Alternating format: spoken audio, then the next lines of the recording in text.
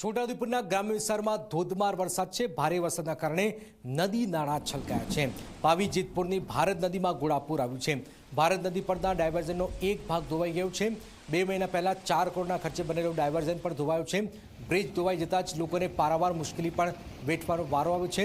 લોકોએ 30 થી 40 કિલોમીટર માટે અહીંયા ફરવું પડી રહ્યું છે અને આપ જોઈ રહ્યા છો ભયાનક મુશ્કેલી પણ રોડનો કેટલોક ભાગ પણ તૂટી ગયો છે।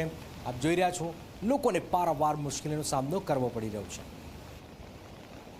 પાવી જેતપુરમાં વહેલી સવારથી ધોધમાર વરસાદ વરસી રહ્યો છે તેમજ ઉપરવાસમાં જે ધોધમાર વરસાદ વરસી રહ્યો છે જેને લઈને જે ભારત નદી છે ભારત નદીની અંદર સતત પાણીનો પ્રવાહ વધી રહ્યો છે જેને લઈને જે 4 કરોડના ખર્ચે જે ડાયવર્ઝન બનાવ્યું હતું તે એક બાજુનો ભાગ છે તે સંપૂર્ણ ધોવાઈ જવા પામ્યો છે।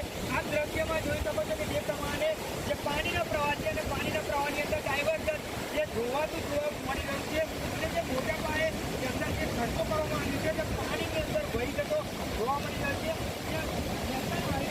દ્વારા જે 4 કરોડના ખર્ચે જે ડાયવર્ઝન બનાવવામાં આવ્યું છે તે જનતાના પૈસા છે તે હાલ પાણીમાં ધોવાતા હોય તેવું લાગી રહ્યું છે જેને લઈને જે છોટાઉદેપુર તેમજ મધ્યપ્રદેશથી આવતા લોકોને ભારે મુશ્કેલીનો સામનો કરવાનો વારો આવ્યો છે।